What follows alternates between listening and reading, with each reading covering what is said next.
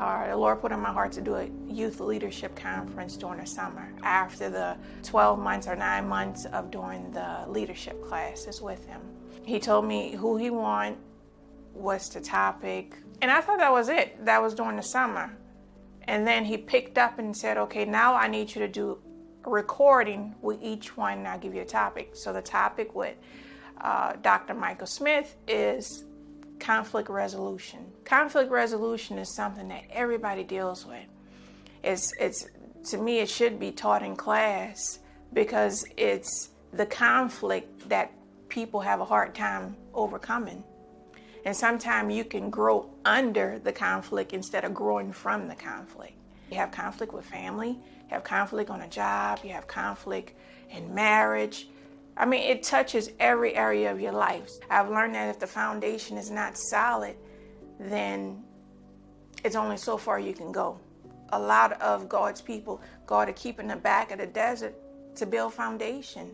Bad leadership, seeing good leadership.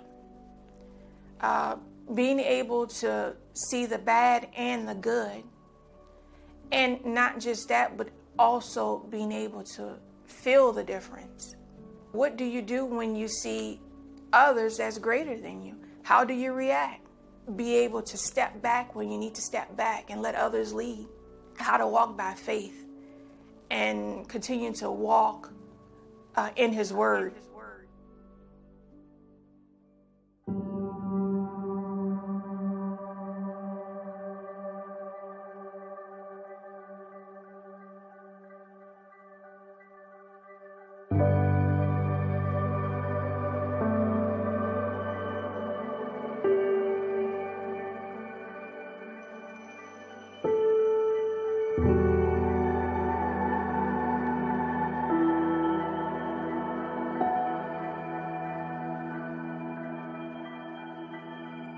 And continue to walk in His Word.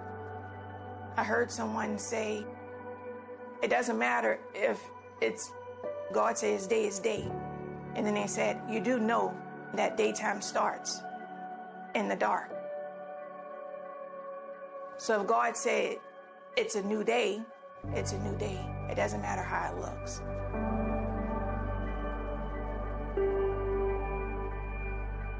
My name is Maurice Jr. We have the Rock organization, ROC, and my wife and I are owners of Rock organization.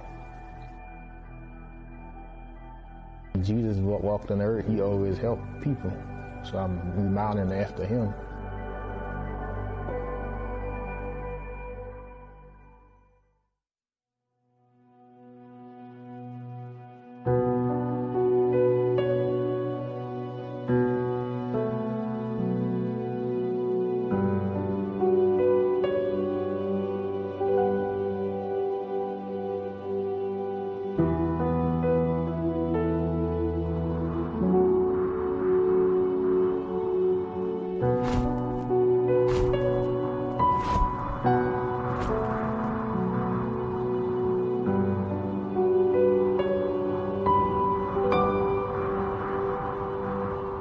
So what is conflict resolution to you? To me, being able to diffuse any state of conflict so someone won't be combative or get into a combative nature that's verbally or physically. Mm-hmm. And it's our job to make sure that we diffuse that. There are different ways that you can do that. What do you think makes a difference with mature leadership as opposed to leadership? They're not bad, but they're just not mature. And the difference with that is you're not leading out of emotions. Mm-hmm. Yeah. The difference between a good leader and a bad leader, if you're not leading out of emotions. The emotional part of me would have stopped loving people. Mm-hmm. The emotional part of me would have stopped pouring into people. Mm-hmm. The emotional part of me would have just, held animosity and bitterness and malice in my heart towards people. Because I'm leading out of my emotions, so therefore I'm a bad leader. You can't be a leader and lead out of your emotions. Your emotions will be affected, but you have to have self-control and tolerance over your emotions and know the same grace that God gave you, you have to forgive them and give the same grace to those individuals and not lead out of your emotions. Who I am today has been birthed out of prayer. And from a leadership perspective, I just don't believe you can lead God's people without having a conversation with God how to lead his people. How I'm going to lead God's people in my flesh, and I'm not having that conversation with him to say, what do I need to do? Moses, and the list goes on. They always had that conversation with God on how to lead his people, to get instructions, downloads, as we talked about, strategy. And even where I am now, and this new year's upon us, I've really been in the presence of God, and God has really been giving me a strategy for our church. In your gift and being unique, we can try to clone and duplicate anybody, but when you know God has given you something authentic and original, you walk that out. I talk about that in leadership, how I own who I am, every essence of that word, you know, the passion and the drive that I have for things and subjects. I follow through them, and I don't let nobody talk me out of it. I don't want to water that down. You know, it's who you are, and you won't really see prosperity, peace, and fulfillment in your life until you really walk out those passions and desires on the inside of you, and you don't let nobody talk you out of that, because that's your happy place.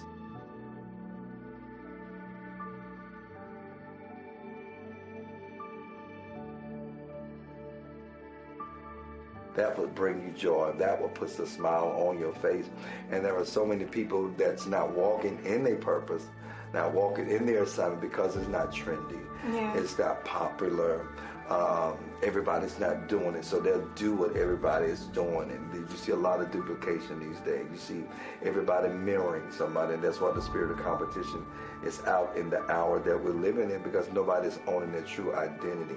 I think it's so important in the hour that we're in, where you have a strong social media presence. If you think about people that made an impact in this community, in this world, they own their originality. They treaded that whole little process out. You know, they dug new grounds, they developed new wells, and the list goes on. And that's where the difference came in.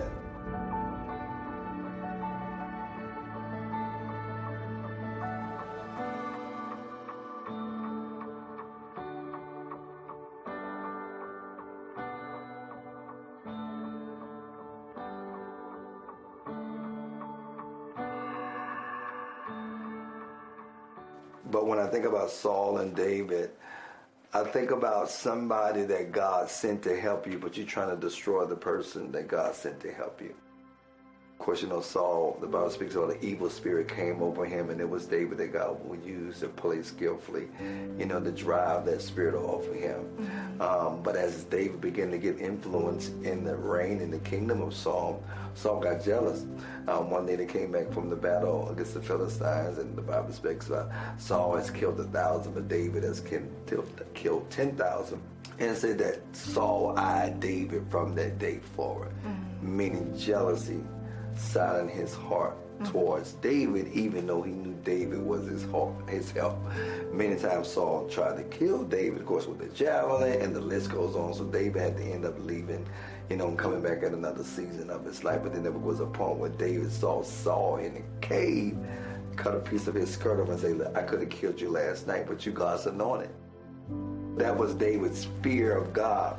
To say, I could kill you for all the stuff that you tried to kill me, but because I fear God and I know that you still God's anointed, even though you're in error. So what do you think about Elijah and Elijah? From that perspective, that was more of a mentoring kind of moment. When I think about that story, I think about mentoring and submitting to someone that have something greater than you have, and not being intimidated or jealous or threatened about it. But knowing I'm here to glean from you. I'm here to learn from you. And it goes back to the principles of life. You're going to meet people that's going to inspire you. You're going to meet people that desire that maybe doing something that you desire to do. You're going to meet people that have like spirits or kindred spirits. That's your tribe of those people that you're connected to get you to a place It was Elijah's job to get Elisha to where he needed to get. And God will send people in your life for the path and the journey that you on to get you to that place. I'll use for me as an example, it took a Bishop Alexander to get me to where I am. She is my Elijah. If it wasn't for her, I wouldn't be here. I wouldn't be impacting your life. It's just like that whole little channel effect. You know, you read people that God was sending your path now for his purpose and for his assignment. I had to go to Delaware to get my life saved, that I may come back and be the Moses of my family. I think about people that have a mantle or anointing or oil that they carry that's going to impact my life, and there will be a deposit that they'll make in my life that I'll be able to make in other people's lives. So, you know, of course, we know Elisha received a double portion of what was on Elijah's life, and he was able to do greater exploits than even Elijah was able to do.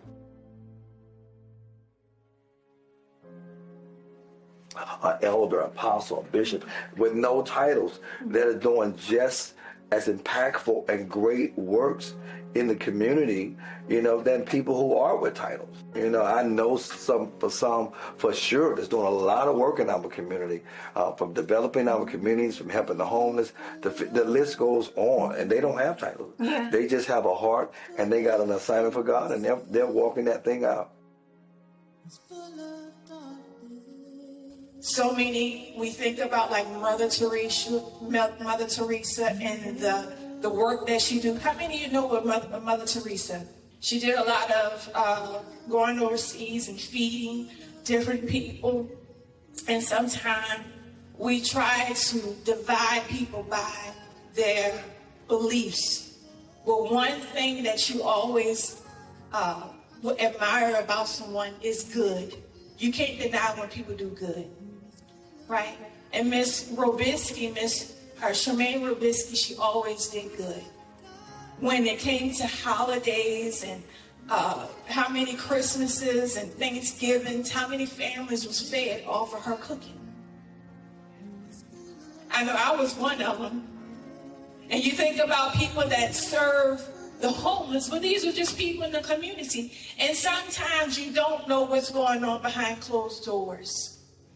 And you don't know if a family is struggling or not, but that meal made a difference, may have made a huge difference for a holiday, for a Christmas, or for a Thanksgiving, right? When you think about parks and all those different things in a community, someone was behind closed doors saying, hey, don't forget about this community. Well, she was one of those people. And, you know, we have people that do good, but then you have those that do really good, right? No hidden agendas, no motives, just the kindness of their heart. And God looks at that. So I want to applaud Miss Charmaine Robisky. And we have an Eagles Award for her. And it says Charmaine Robisky, Good Works Eagles Award, Matthew 5:16. And Matthew 5:16 said that her light shining bright, and it shine bright in this community.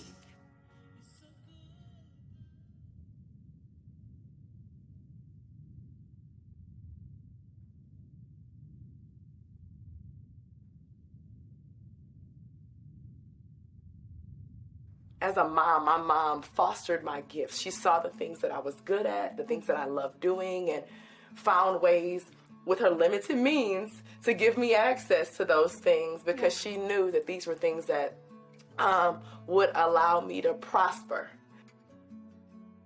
Transferring that over to just life as a mother and a wife. I've been married now 13 years. We have 4 incredible kids. And you know, I feel like there's seasons for everything, right?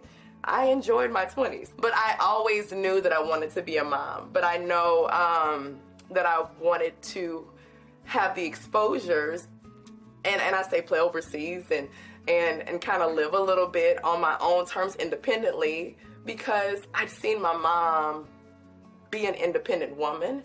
My dad, at the core, is a good person, but had trauma, right? And so she had to overcompensate in a lot of ways to fill that void. And so I wrote a letter to Christ. I always, when I talk about my marriage, I wrote a letter to Christ. I had been in a relationship for a long period of time, for about 7 years with my college sweetheart, a great guy, but he just wasn't the person for me.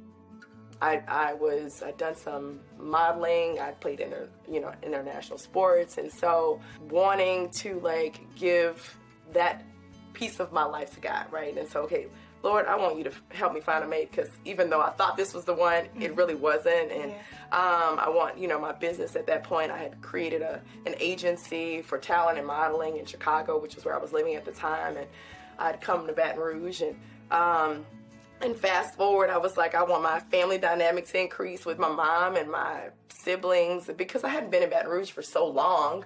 So, I mean, when you lived all over, you kind of I honestly thought I'd stay away from Louisiana, not for the reasons that I didn't love Louisiana. I just thought, people live in Baton Rouge, it can be very limited. There's a lot of larger cities where you have exposure.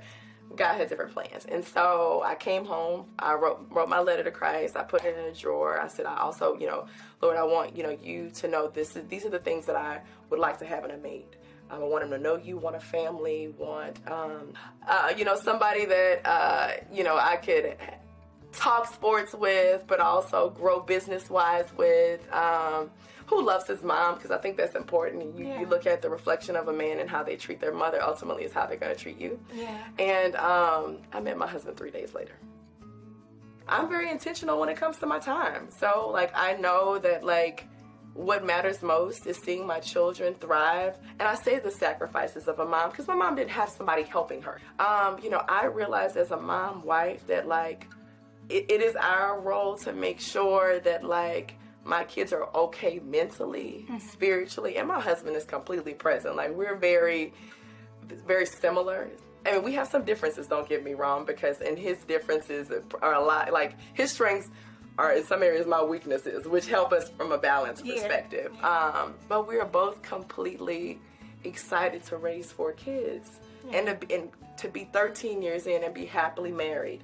Is marriage perfect? Absolutely not. Yeah. But I don't ever want to be with anybody else, and it's work. Yeah. So for me, being a pillar means that, as it relates to just my family and my position as a wife, that I'm willing to do whatever it takes to make sure that this unit is thriving. Now, you said you were raised by a single mom. I was.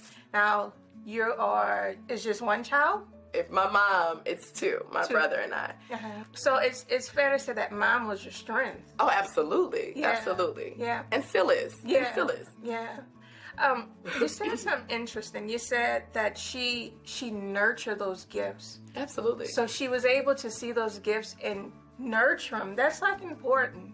That's really, really important. So she was the person that helped you thrive. They know it's okay to come to me. And so I encourage parents just to know that, guess what? It's a lot.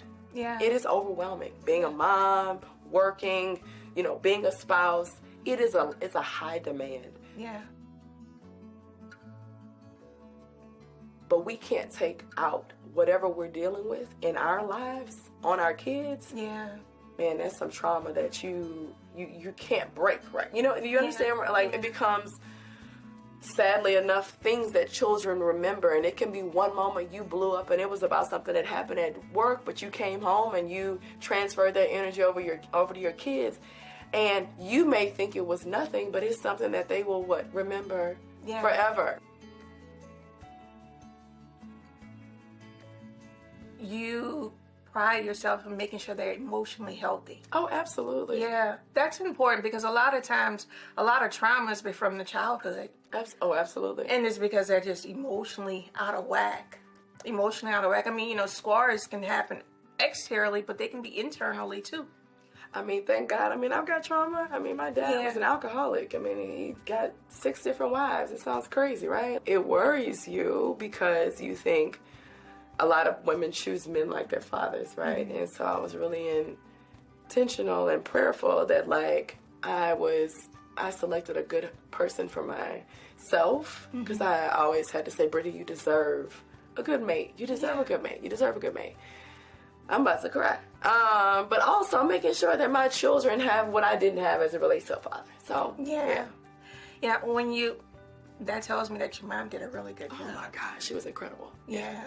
Yeah, and then especially because a lot of people, they're so scarred internally, they run away from their parents. Absolutely. They run away from their parents. So for her to stay with you, that speaks volumes. Yeah. She poured a lot into you. It's on the line that you're okay with being the person. Reason I ask that because I'm ex-military, and I know it took a lot. You know, military kind of changed my whole perspective and my view of different things. One, we had to work out every morning.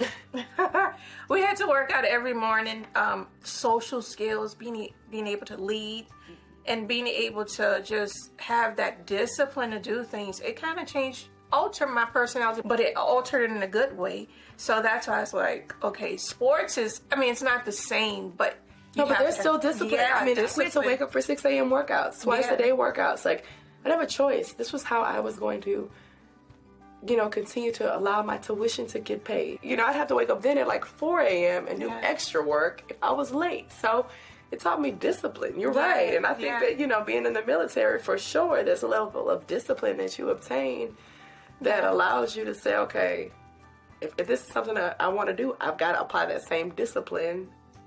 Do you think that it had an impact on your personality? I'm disciplined with, okay, we have routines when we wake up in the morning. My kids, now, they're still kids. Because I might be like, son, what is your first thing you're supposed to do? Brush your teeth.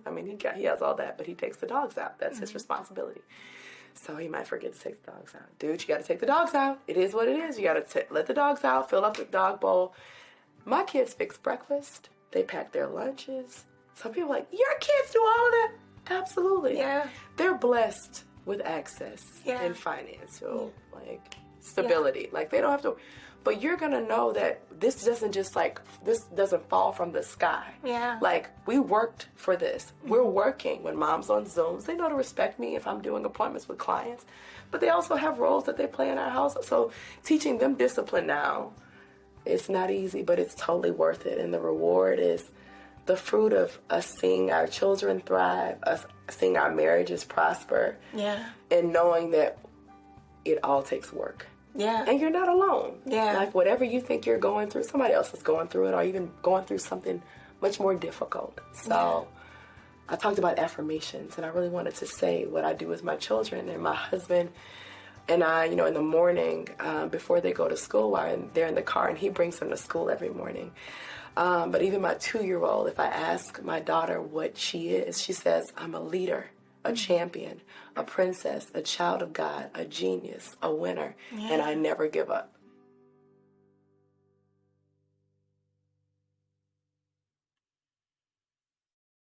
People say that I'm foolish for how I trust you. Many of you guys don't remember Hurricane Katrina. How many have heard of Hurricane Katrina? Yeah, it was a very devastating storm. And it really tested leadership to its core. People say that I'm foolish for how I trust you, oh God. Well, let me tell you something. Of those days of being taught in Louisiana,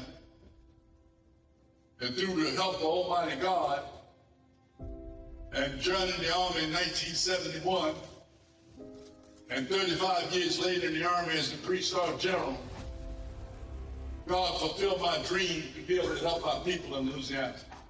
And I returned here as the 1st Army commander with 20,000 federal troops, 200 ships, over 250 helicopters, to help save our people in Louisiana, and coordinated the effort of 30,000 National Guard troops. That was a dream that came to me while I was picking cotton in Louisiana. And the cotton I picked, I didn't get paid for because it was on my daddy's farm. You have great opportunity, young people. It's not where you start this race and where you end this race. The road on the left is what? Easy. It is tempting. The road on the right to success is hard. It's uphill, and it's muddy. But life's gonna throw you curves. You're gonna get hurricanes. People in your life are gonna die. They're gonna get sick, and they're gonna need your help. This is all in the fact of growing up. Life's gonna throw you curves. Be ready for it. The inspiration you just heard before me, your beliefs, whatever that might be in your faith, will drive you through it. So take stock in your faith. Just my dream of picking that cotton. That one day I would grow up and do something good for our people. And that day came. Have your reading, your writing, and your math now, and you'll do fine. And guess what? I was a C student. The road on the left is what? Smooth and easy. It will draw you in. The road on the right is uphill, it's rocky, it's bumpy, and it's muddy. It's going to be hard. The decisions you make right now, believe it or not, in Milton High School will determine what happens for the rest of your life. I chose the uphill, bumpy, rocky, muddy road. That's just a challenge. The only thing between you and greatness is the challenge, but I'm one of the proofs that you can do it. Don't let anybody outwork you. People say that I'm foolish for how I trust you, my God. My name is Dr. Marquis Phillips. Right now, I've mainly focused on leadership of young African American males. I am the executive director of the Russell Honorary program located at Southern University in New Orleans. And these young men that we recruit from the high school area, they have to have leadership traits.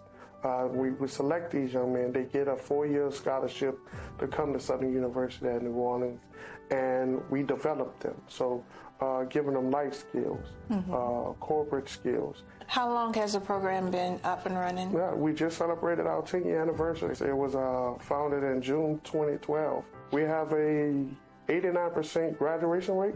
All the young men in our program necessarily don't require high ACT scores to receive the scholarship. So these young men are C-average students. We call them hidden gems. Yeah. And we give them that support to say, anybody can make it, and we pour into you.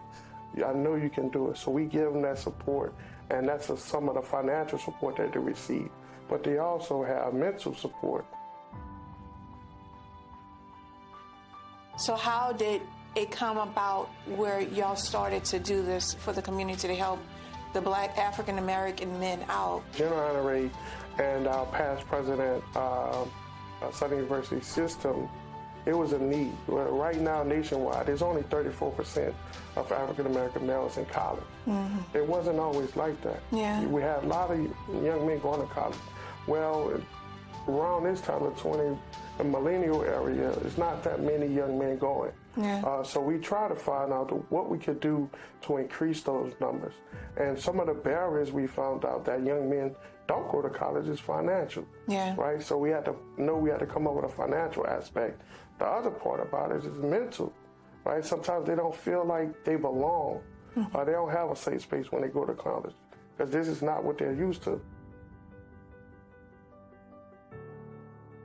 What do y'all do in the community? Yeah, we're called upon for different things. Just past hurricane season, this year and last year, we was out with, at the time, Councilmember Jay Banks. They was handing out food for the people in the community, the blue tarps, sandbags. So we are called out for that as well. During the pandemic, Goodwill, we was out there helping people carry their food back into their cars and things like that. The church is called upon us as well as, and then we do actually go out and try to read to kids as well.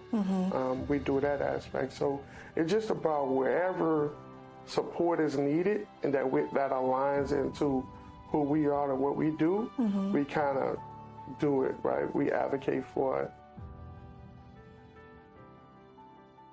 From a home perspective, the man is the head. So it's like the man is the person of authority in the home, and that's what a community is built from, a home. So without the man being stable and about the man having those different tools in life, then you build a healthy community. Yeah. A healthy family brings a healthy community. Yeah. And then a healthy community gives a healthy nation. So that's powerful, and it's very needed and very important. So whether, when you talk about the different dynamics of making sure that the man is stable financially, in his home, mentally, just having those essential tools, that's important. Yeah. Healthy home, healthy community, healthy nation. We don't have that many broken kids turn into young adolescents, turn into teenagers, turn into an adult. So when you talk about leadership and the aspects of leadership with this program, what is the long-term vision for it? One, to grow, right, and to help as many young men as we could. The other aspect is to actually put young men in the community to deter that crime. Me holding you accountable for something you did. This is about me helping you correct what you don't see wrong. And the only way we can do that is kind of instill some type of leadership. Boy or girl can still be successful in their own right. Where it's going to take that love from the village. I was thinking about, there's a story in the Bible about David. Samuel came to anoint the next king. And he was about to anoint his brother, David's brother. And God said, not him. That's not who I chose. And it was David. David didn't look the part, but David was the one that God chose. And I think sometimes we have a stereotype of what a person should look like as opposed to the person that really can get the job done. And, when I think about it, the Bible says that David was not perfect by far. He was not perfect. He made a lot of mistakes, but he was a king. He served the people. And one thing I have learned about leadership is sometimes people throw out or put to side what doesn't look the part, even though they can get the job done. David, they say he made a lot of mistakes with his family. He made mistakes with the people that he was supposed to be leading, but he was able to make it right. And to me, that's some of the qualities I think good leadership is. They're not perfect, they're human beings. They're able to acknowledge their mistakes and make it right in order to make a difference, in order to impact the lives of people. When you were talking, I was thinking about the people that y'all bringing up. Obviously, they're going to make mistakes. You're giving them the tools in order for them to go in the right direction. But they're human beings. They make mistakes. But those mistakes could turn into something so valuable because they're able to teach others, okay, this is a mistake I made. Let me keep you from some heartache and some hard life if you can just think about what your actions and go into the right direction. And that's why I say that with men in regards to they're the head of a house. So it starts in the home, healthy emotions. If you have healthy financial situation, if you're able to give them the tools in order to thrive, then you'll have a healthy family. And then if the family is healthy and you're able to give back and serve and do good in the community, then you have a healthy community. And then obviously that impacts a nation. So I think that's like profound, what y'all are doing in regards to leadership.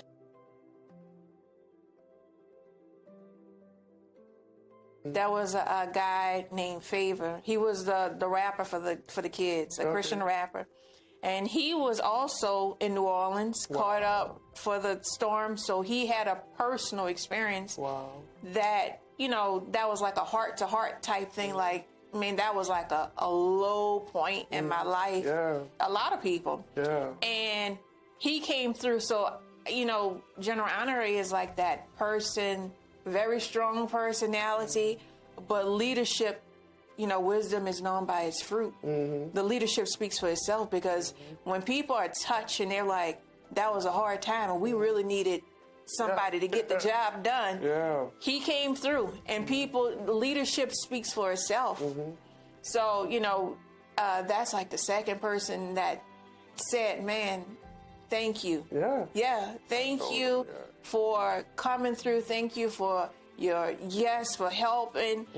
And they were all men. And he makes a profound impact on men. Which is the head, which is the foundation, you know, the foundation for a household. So that's important. That is very important. I believe in always, my motto was expose kids to success and they will succeed. And that's I think that's the best thing we can do for our younger generation. Expose them to something they wouldn't normally see or normally do, because they already, you know, what's around them most times are not always positive things. So we have to give them a balance and give them opportunity to see something different. And we have a positive impact on their lives. That's important. That's good. That's good stuff. That's good for the community. And that's why I just said it twice already. He's making a profound impact on men. And I said that the men are the foundation for a family. And that impacts the community, and that impacts ultimately a nation.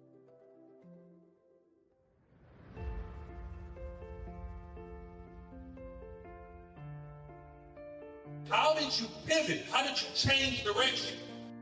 So I had to make a very tough decision, because as she said, I had to pivot. I had to change direction. I had to come to the realization that just because I'm not getting to what I wanted this way doesn't mean that this is still not for me. When the storm comes, some people build walls and some people build windmills. You're either going to build a wall and cause it to enclose you, or you can build windmills, which is power. And some people find the power in those moments, and some people don't. All I did is redirect my focus. So I was completely what you call tunnel vision focused on hitting this goal. So everything, wake up early, work out, eat right, and do everything to hit this. Those are defining moments. Those are moments that pivot you into your purpose, that pivot you into your destiny. Those are moments that pivot you into a place that you just couldn't imagine. And they just wind up being dark moments turn into bright moments. When you're 16, 17 years old, who wants to do that?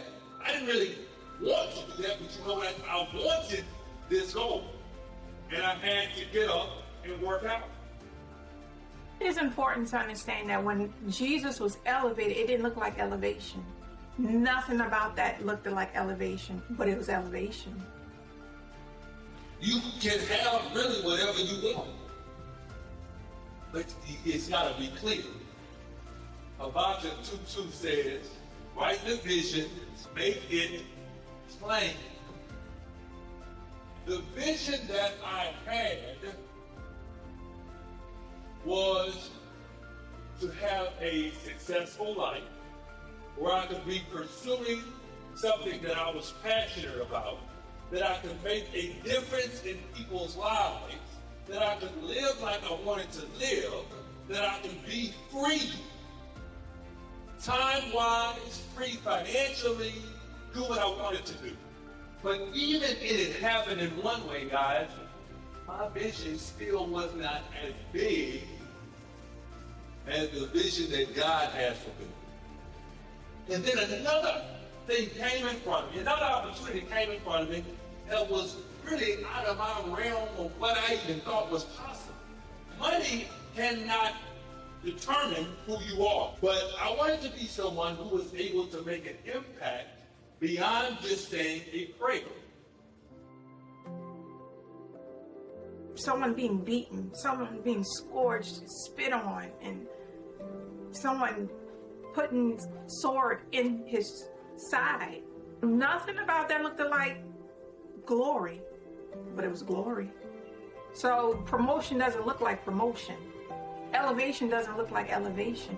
And it comes through conflict. It comes through trauma sometimes. And if you're able to overcome it, then you're able to see the gold of it. If you don't and you just kind of shrink up, or you're either going to build a wall or you're going to create power. Jesus knew, because he was in the presence of God, he knew it was his time. And he created power. He walked through it. I mean, he could have easily said no, because we have free will. He could have said no, but he stayed. I'm glad he did. We all benefit from it. So that's power. And that you have to keep in the back of your mind when trials and tribulations come. I don't need you to just let me be. I need you to bring me some peace. So I'm hollering. I need you to... I don't need you to just let me be. I need you to bring me some praise. So I'm hollering. Oh.